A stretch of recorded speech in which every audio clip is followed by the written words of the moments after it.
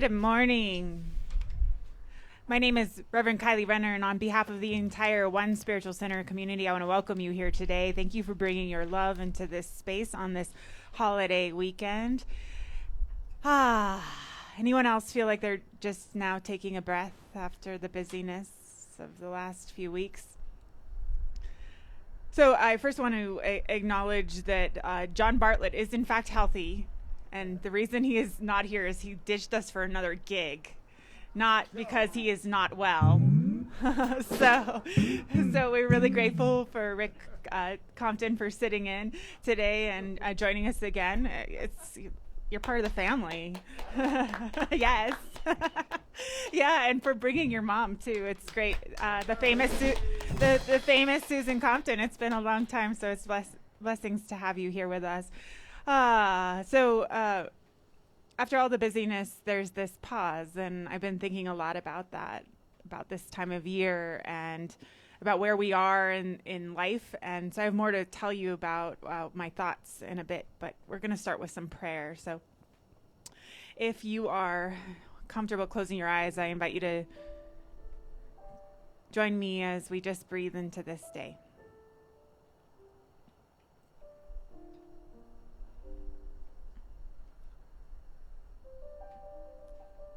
As we breathe into what it feels like to be alive and aware and awake right here and right now.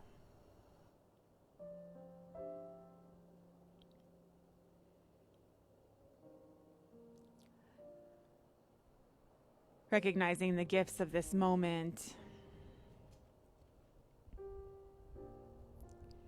unfolding and revealing themselves.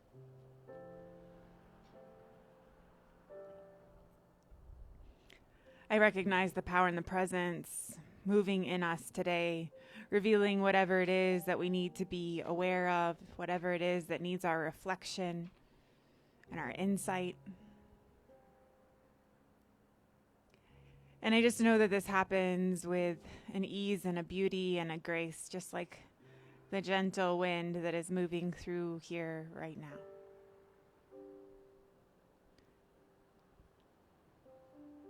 And I just breathe into that peace. And I let it be. And so it is.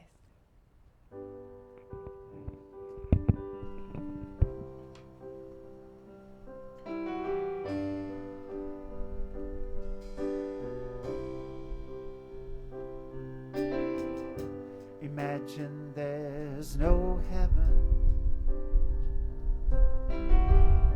It's easy if you try. No hell below us, above us only sky. Imagine all the people living for today. Imagine there's no countries. It isn't hard to do. Nothing to kill or die for, and no religion too. Imagine all the people living life in peace. You may say I'm a dreamer, but I'm not the only one. I hope someday you'll join us, and the world will be as one.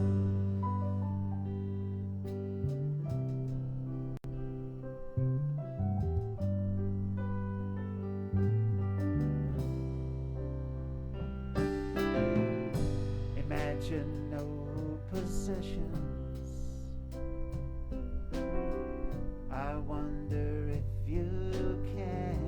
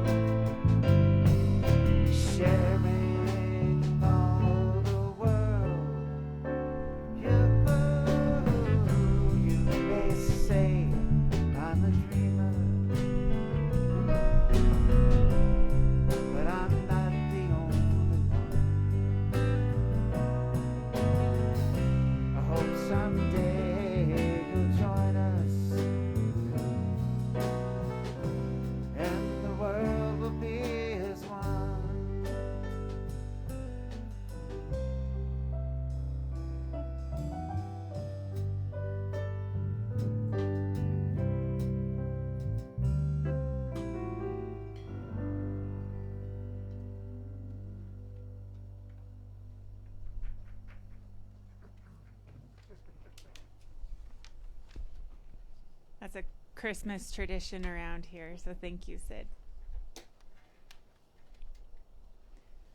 I've chosen a David White poem to lead us into our meditation this morning. And it is windy, so we're going to tie everything down here. It's entitled, Everything is Waiting for You. Your great mistake is to act the drama as if you were alone. As if life were a progressive and cunning crime with no witness to the teeny hidden transgressions. To feel abandoned is to deny the intimacy of your surroundings. Surely, even you, at times have felt the grand array, the swelling presence, and the chorus crowding out your solo voice. You must note the way the soap dish enables you, or the window latch grants you freedom. Alertness is the hidden discipline of familiarity. Alertness is the hidden discipline of familiarity. The stairs are your mentor of things to come. The doors have always been there to frighten you and invite you. And that teeny speaker in the phone is your dream ladder to divinity. Put down the weight of your aloneness and ease into the conversation. The kettle is singing even as it pours you a drink. The cooking pots have left their arrogant aloofness and have seen you and the good in you at last. All the birds and the creatures of the world are unutterably themselves. Everything, everything, everything is waiting for you. And so we just take the energy of remembering that everything is waiting for us. And we allow the meditation to move us today.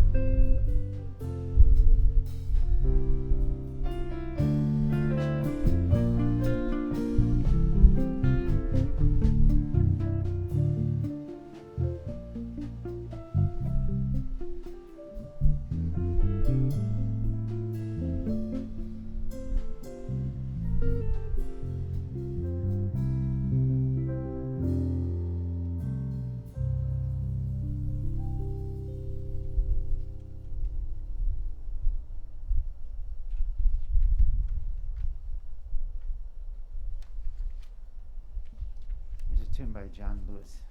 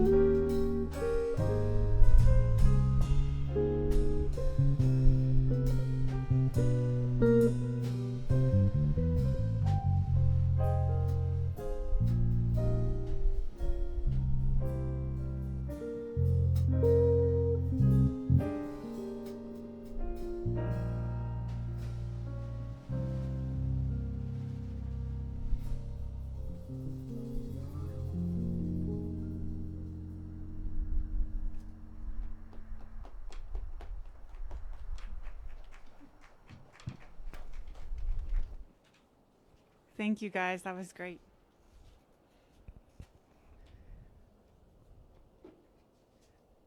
Every once in a while, I catch myself realizing that there are whole parts of stories that I've been taught my whole life that I've never thought about.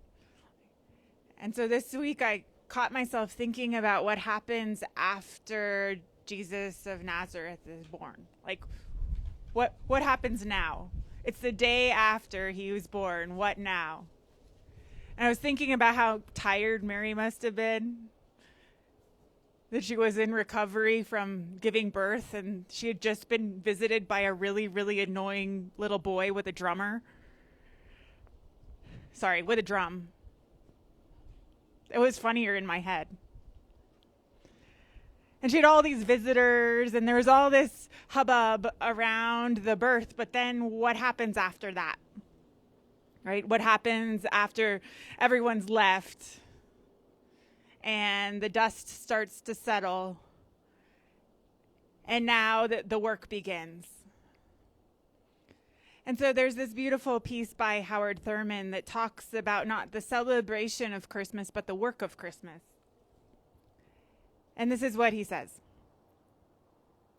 When the song of the angels is stilled, when the star in the sky is gone, when the kings and princes are home, when the shepherds are back with their flock, the work of Christmas begins. To find the lost, to heal the broken, to feed the hungry, to release the prisoner, to rebuild the nations, to bring peace among others, to make music in the heart. And so when I started to think about like what comes next after the birth, especially in this time where that question feels really potent, like what's next? There's this idea for me that then we reevaluate what it is that we want to be bringing to the world. How do we want to use the gifts that we've been given? How do we want to move forward?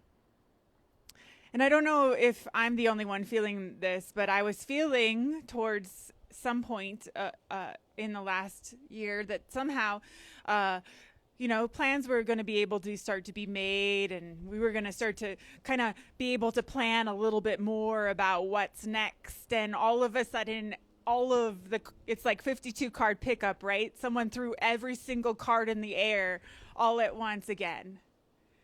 And so there's this sense of like, how do we be in that what's next when we don't know what's next? How do we be in the what's next when we don't know yet what's going to be required of us? And so the work then is to remember that process of birthing that we are going through, that we have gone through, is messy, right? I was joking with Zephyr that I wanted to call this morning after birth. And he dissuaded me because he said that was a little much for you. But really, like, what is it like after the birth, right? What do we do with what we have birthed? What is here? What is present? How do we clean it up? How do we move forward? Where do we find rest? Rest, especially in all of the stress of not knowing. And so there's this piece that Mark Nepo wrote about that not knowing that resonates really clearly with me right now. And I know what page it is on, so here we are. But here comes the wind, so I am not going to let my notes loose. So bear with me.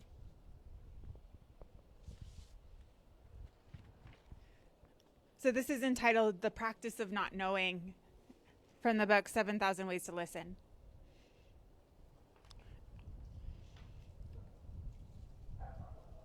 To bring trust back to life requires the deepest sort of listening. I'm still learning how to listen in this way. Even after 60 years, it feels elusive as the most important teachers whisper behind the wind to ensure that we give ourselves totally to discovering their secrets. Two such teachers are not knowing and paradox. Essentially, I've learned that true knowledge can help us live. Essentially, I've learned that true knowledge that can help us live waits on the other side of our ability to hold two things at once that are both true. One aspect of true knowledge that came to me through my experience with cancer is the paradox that we need to die in order to live. I'm still trying to learn and understand the daily meaning of this. But let's talk a little bit about paradox. Where conflict is the tension between two mutually exclusive choices, for example, you can't be in two places at the same time.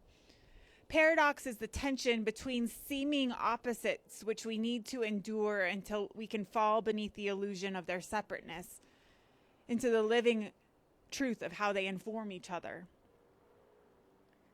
In our hearts, in fact, we can be in two places at the same time. Paradox means beyond belief, from the Greek para, beyond, and dox, belief. To take beyond belief to mean more than unbelievable, but rather beyond our current understanding of things. This is not just abstract information. Engaging in paradox is crucial because without the courage and patience to listen beneath the surface of things, and without the ability to wait trustingly, we never are baptized into the full depth of life. And so I love this idea that part of not knowing is our capacity to hold these places that are beyond our current understanding of things. And to be willing to listen beneath the surface of things until we can hear what we need to hear. And that takes patience, and that takes courage, and that takes a willingness to ask the question, what's next? Without knowing what the answer is going to be. And I know that for many of us that takes a lot of courage, because we want to know what's next. We want to think we have a plan. We want to think we have some idea of it. And in fact, what it feels like this moment in time especially is calling us into is this really deep sense of being willing to hold that space for what it is without knowing what it is yet. So I have not had the experience of being pregnant. But I was reading this piece by Paula Gooder this week, who's a theologian, talking about her own experience of waiting for the birth of her child and what that felt like, that waiting in that what next place, where she kind of knew what was going to happen, but not quite, right? And this is what she said, and I found really meaningful, especially in this time in our calendar around birthing. So as I waited for the birth of my baby, I discovered that waiting can be a nurturing time, valuable in its own right. Until then, I had assumed that waiting could be completely passive.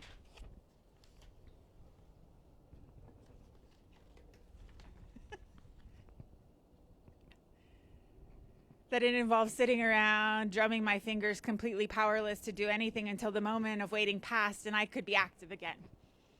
How wrong I was. The waiting of pregnancy is about as active an occupation as one can hope to engage in.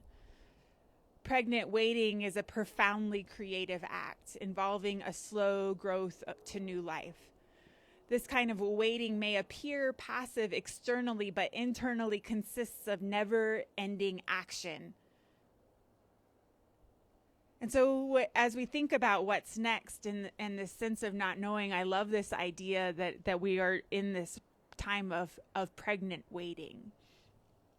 Because it will obviously reveal itself, right? That's what happens. What's next will reveal itself when the time is right, when the step has been taken, that the next step will be revealed. But in that time of waiting, we can realize that there's all of these things beneath the surface that are happening, right? All of this growth and transformation, all of this way in which we're opening to this slow growth to new life, which absolutely is what this particular season is about. So I don't know if you've noticed, but there are actually trees around that are starting to bud. And we might think, oh, that's a little early, but there's some wisdom in that tree that knows that there's a time for that expression. And there's that same wisdom moving in us. There's this same wisdom that's saying that we should be asking the question, what's next, but still willing to be in that space in which we're willing to let that waiting be pregnant and active and creative. And so when I started to ask myself, like, okay, so something has been birthed, this new light has come. What do I want to do with that? How do I want to move with that? The question then becomes, how willing am I to embody that, and embody it so that there is a remembrance that there was nothing to do in the first place. So there's a legend about a monastery in Piedra where they have this very beautiful tradition of a very elaborate morning prayer. And one of the novices asks the master of the abbey the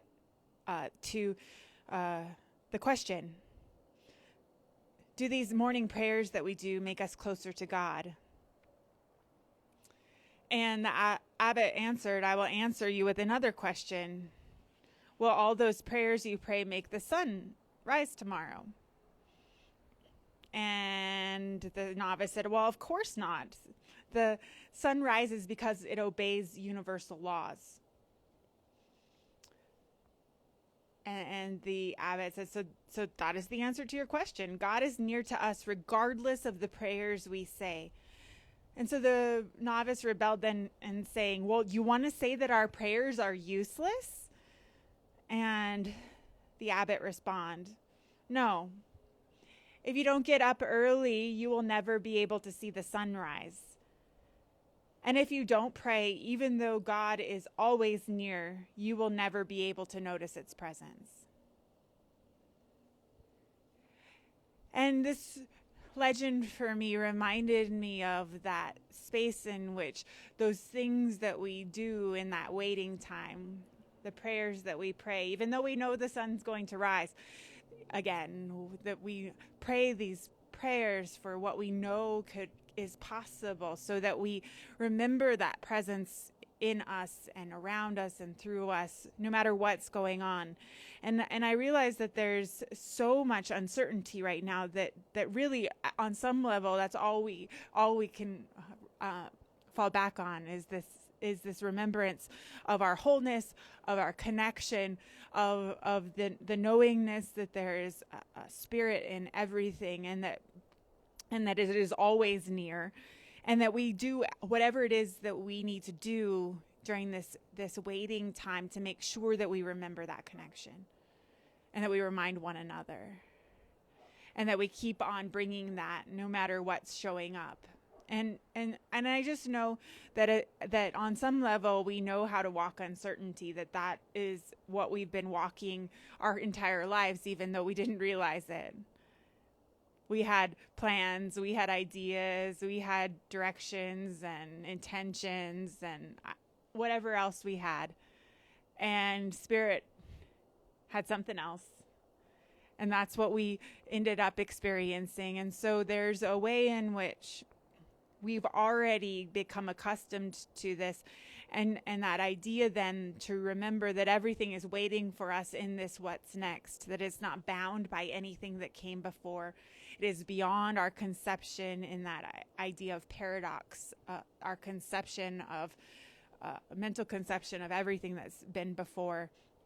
And there's something really powerful about being willing to be in that space of knowing that something is brewing, not knowing what it is, being really uncertain about it, but being willing to nurture it. Knowing that in that nurturing, that we create a space for whatever it is to come alive in the way we really want it to. And so there's all these ways I know that we get called into this, and they're all very unique and beautiful. And I know I've been called into it this week, just in this space of realizing that some of the questions I've been asking aren't the right questions. Like I've been asking questions that are too small or not powerful enough.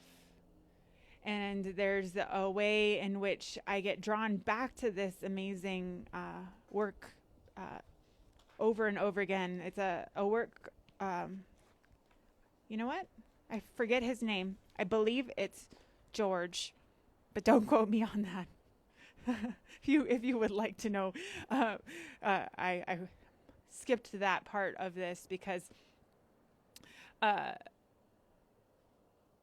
I'm so familiar with this work. But what I realized this week is, in my own experience, that in the opening to what's next, these questions that I was asking were more of the, like how they describe, how George describes these questions of little power.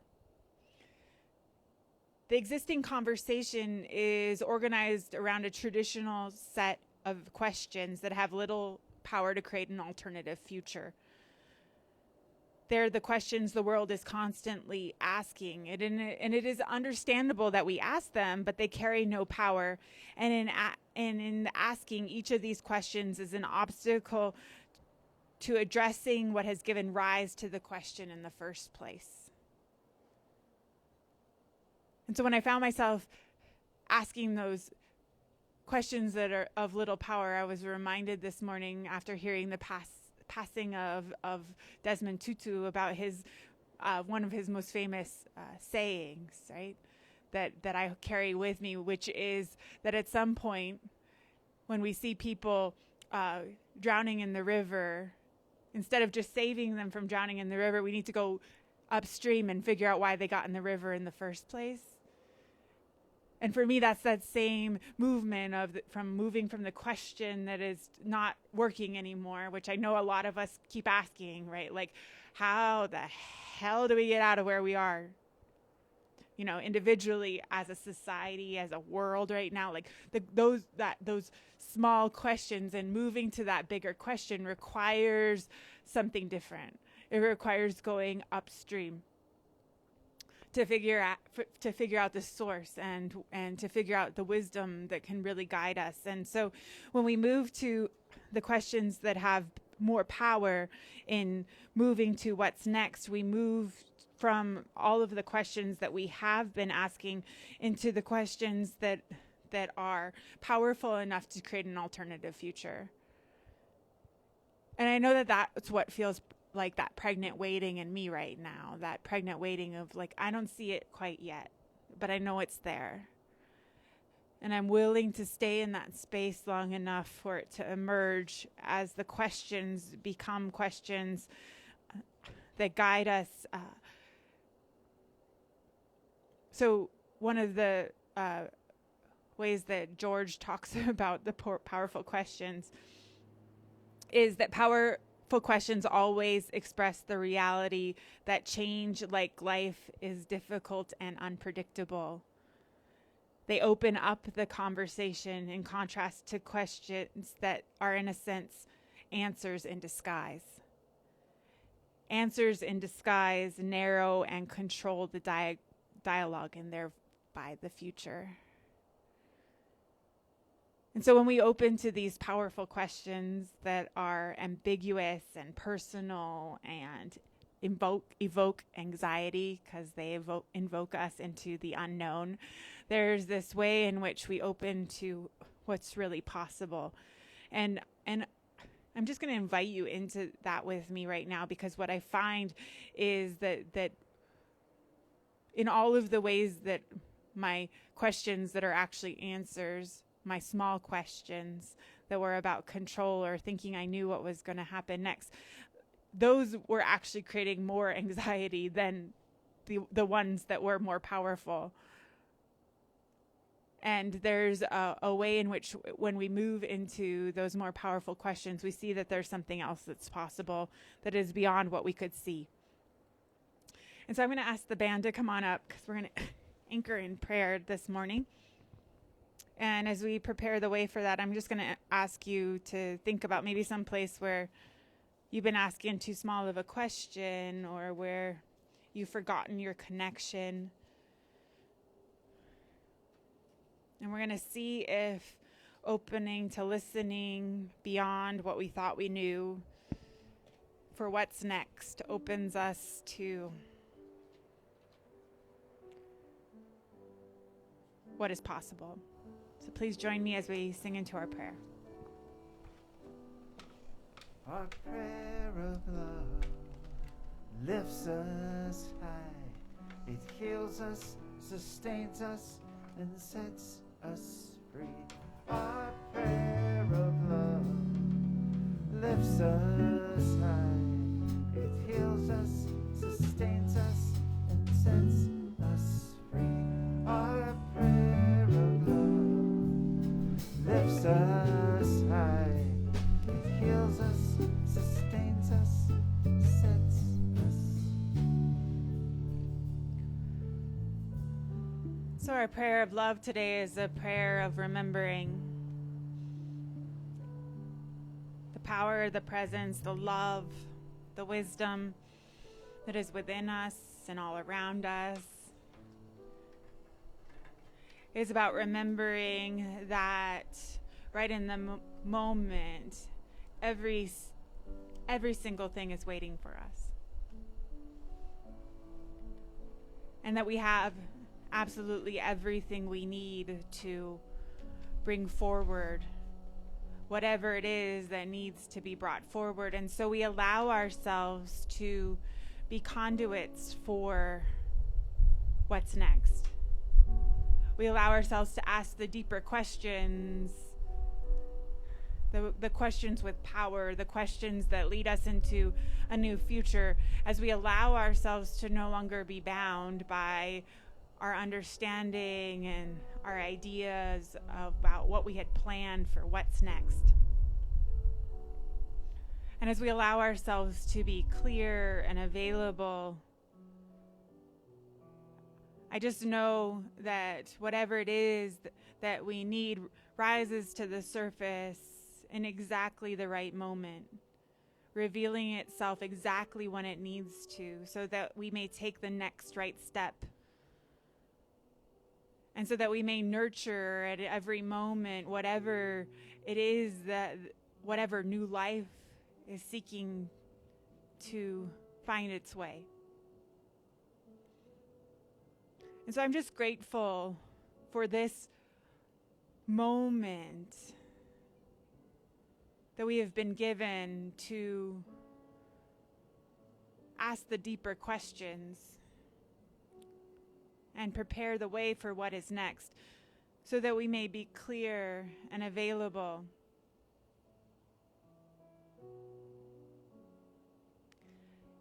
And I just lean into that.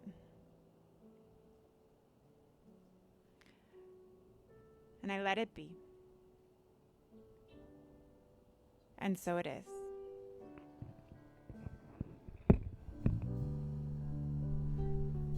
Our prayer of love lifts us high.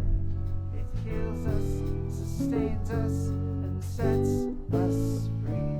Our prayer of love lifts us high. It heals us, sustains us, and sets us free. Here's a tune by John Coltrane.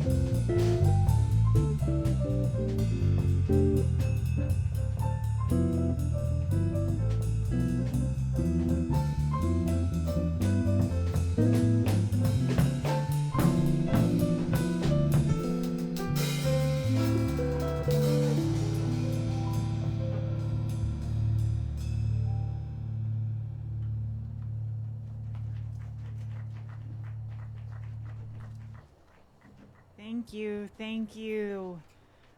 So we apologize for no bagels today. As you can imagine, the place where we get bagels was closed yesterday. So we had no bagels. Next week, I've been told they will be open. So we'll have bagels next week. And we appreciate you joining us, whether online or in person. Thank you for bundling up and braving this. It's actually quite warm, but the wind is quite fun. Yeah. So we have baskets in the trees where you can make a contribution here in person. There's also a place on our website, onespiritualcenter.org, where you could do so. We really appreciate your continued love and support. And I believe, besides just wishing you a happy holidays, we are ready to sing.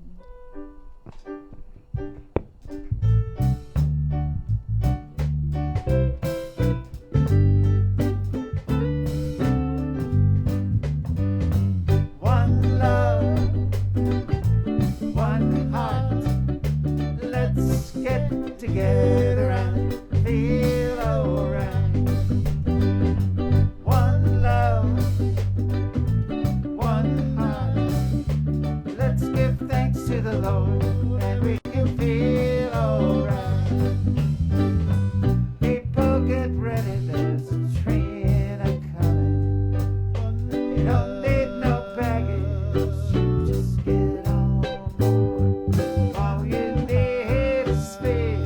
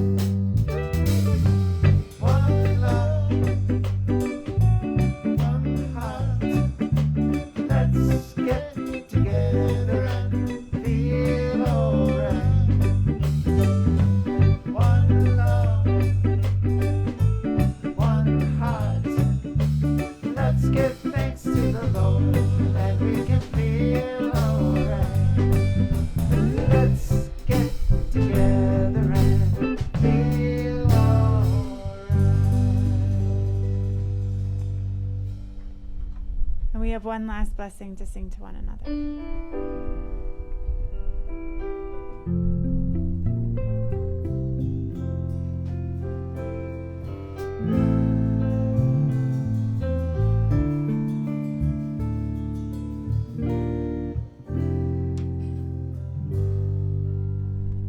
Go forth and walk in beauty,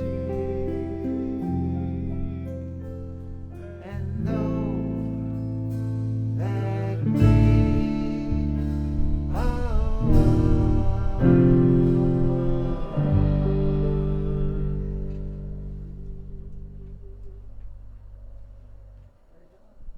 One, two, three, four, 1, 2.